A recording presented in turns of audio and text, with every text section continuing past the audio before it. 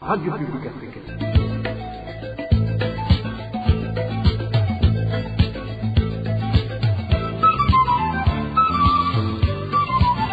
Radio Publique Africaine.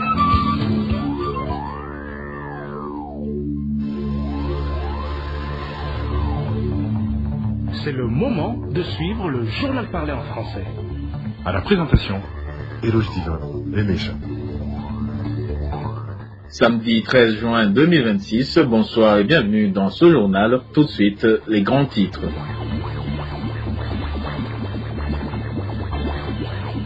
Les organisations burundaises de défense des droits humains ont sorti une déclaration à travers laquelle ils lancent un appel aux autorités belges pour qu'elles assurent la protection des réfugiés burundais et des défenseurs des droits humains vivant en Belgique. Une déclaration sortie après les déclarations de l'ambassadeur du Burundi en Belgique.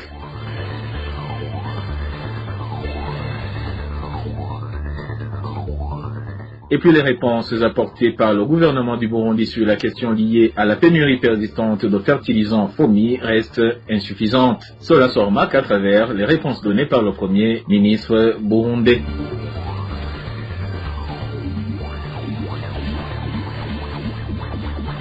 Et enfin, le monde entier célèbre ce 13 juin 2026 la journée internationale de sensibilisation à l'albinisme. Une journée qui arrive au moment où les albinos vivant au Burundi et ceux vivant en exil au camp Nakivale en Ouganda font face à de nombreux défis. Voilà pour les titres, le développement c'est dans un instant.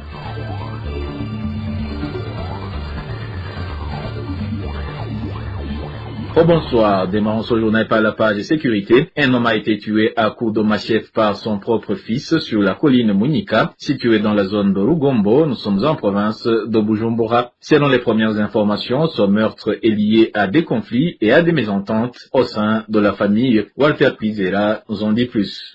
La victime s'appelait Fabien Manirakiza. Il habitait dans le quartier social, dans la zone de Rugombo, et a été assassiné par son fils. Il travaillait comme mineur d'or. Selon nos sources, il aurait été tué par son fils après avoir passé plusieurs jours à lui reprocher de négliger sa famille. L'homme décédé s'appelait Manirakiza Fabien, originaire d'Omabayi. Il vivait désormais dans la région de Rugombo. Il travaillait dans les mines d'or, où il passait des jours entiers à ramasser de l'or avant de rentrer chez lui. La cause de son décès est que malgré ses journées passées à la mine, il ne subvenait pas aux besoins de sa famille et ne leur donnait pas d'argent. C'est alors que son fils, profitant de son sommeil, s'est précipité sur son père, a pris une machette et l'a tué par surprise.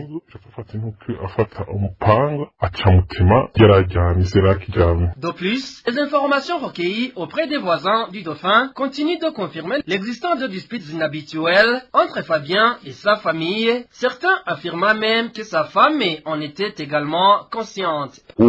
Ils étaient en proie à de nombreuses querelles familiales depuis plusieurs jours. Nous soupçonnons maintenant que la seconde épouse et son fils avaient comploté pour le tuer. Jusqu'à présent, l'auteur de ce crime n'a pas encore été arrêté, mais les autorités de la zone de Rugombo ont annoncé avoir ouvert une enquête afin que, où qu'il soit retrouvé, l'auteur de ce meurtre puisse être arrêté et traduit en justice. Et en page droits de l'homme, les représentants des organisations burundaises de défense des droits humains lancent un appel aux autorités belges afin qu'elles assurent la protection des réfugiés burundais et des défenseurs des droits humains vivant en Belgique. Cette déclaration fait suite aux propos de Terence Nairaja, ambassadeur du Burundi en Belgique, qui a affirmé que les agents de l'ambassade suivent les activités et les déplacements de certains Burundais résidant dans ce pays. Ces organisations demandent également aux autorités belges de convoquer l'ambassadeur du Burundi afin qu'il s'explique sur ces déclarations. Le point avec Bigne Karondo. Dans ce communiqué, les représentants des organisations de défense des droits humains appellent aux autorités belges d'assurer la protection de certains Burundais vivant en Belgique, un appel qui intervient à la suite des récentes déclarations publiques de l'ambassadeur du Burundi en Belgique, affirmant détenir des informations concernant les adresses, les déplacements, réunions et activités, déclarations qui suscitent de vives inquiétudes parmi les réfugiés, les demandeurs d'asile, les journalistes, les membres des organisations de la société civile, les défenseurs des droits humains, ainsi que les opposants politiques exilés en Belgique. Selon ces organisations, ces pratiques de surveillance, d'intimidation ou d'infiltration sont contraires aux principes de l'état de droit et portent atteinte au devoir de respect de la vie privée, à la liberté d'expression, à la liberté d'association et au droit de vivre sans crainte de représailles et des ingérences d'États tiers dans le royaume de Belgique. Ces organisations appellent également les autorités belges à accorder de l'importance aux informations de la présence de certaines personnes qui ont participé directement ou indirectement à des actes de répression au Burundi. Et les citent notamment le cas du lieutenant-colonel Claver Nahimana, connu sous le surnom de Gatanya, qui séjourne en Belgique depuis la fin de l'année 2025. Par ailleurs, ces organisations se disent préoccupées par le durcissement dans l'appréciation des demandes d'asile introduites en Belgique, alors que les violations des droits humains continuent d'être signalées au Burundi. Face à cette situation, dans ce communiqué signé par Pierre Claver Mbonimpa au nom de 21 organisations, elle demande aux autorités belges de garantir une protection renforcée aux membres de la diaspora burundaise en exil, de respecter le principe de non-refoulement à l'égard des demandeurs d'asile burundais susceptibles d'être exposés à des persécutions en cas de retour au pays, et on fait prendre des mesures rapides pour désamorcer cette situation critique. Et l'association de défense des droits humains, la Ligue ITK, condamne l'arrestation d'un citoyen en provenance de la République démocratique du Congo, du nom de Benjamin Babunga, estimant qu'elle a été effectuée en violation des procédures légales. Emmanuel Nibizi, vice-président de cette organisation, affirme qu'il est regrettable qu'un État enfreigne délibérément ses propres lois. Il demande que Benjamin Babunga, s'il est poursuivi, puisse bénéficier de l'assistance d'un avocat et être remis en liberté provisoire pour comparaître librement devant la justice. Écoutons Emmanuel Nibizi, il est le vice-président de la Ligue ITK.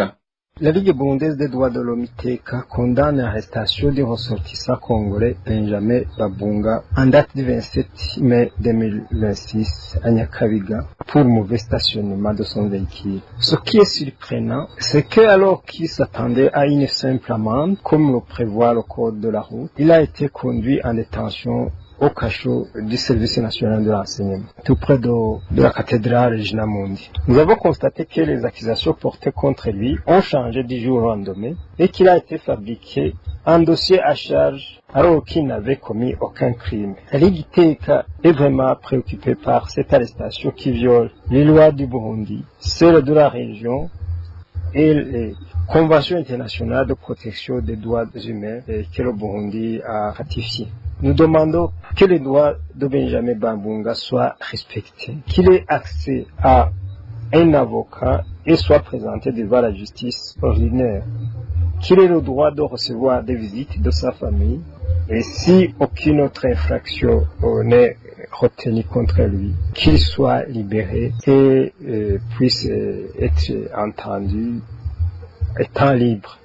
Page justice à présent, le procès opposant Agathon Rwasa et ses adversaires dans le conflit lié au parti CNL qu'il dirigeait et dont il affirme avoir été dépossédé devrait bientôt s'ouvrir. Cette annonce a été faite par la secrétaire permanente au ministère de la Justice. C'était lors de l'émission publique organisée jeudi dernier par les membres du gouvernement à l'intention des journalistes et de la population. Rosalie Aïcha-Akiyé a fait savoir que cette affaire avait été retardée du fait que le dossier de l'une des parties n'était pas encore complet. Suivez Rosalie Aïcha-Akiyé, elle est la secrétaire permanente au ministère de la Justice.